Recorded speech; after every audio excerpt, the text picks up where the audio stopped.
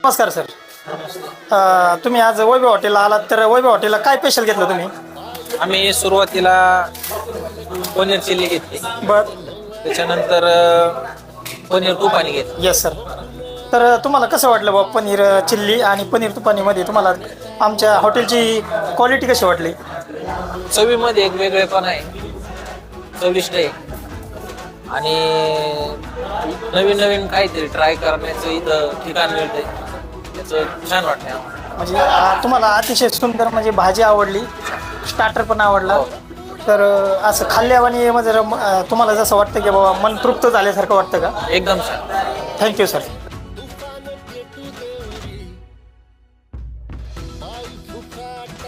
रुतल काटा दिसल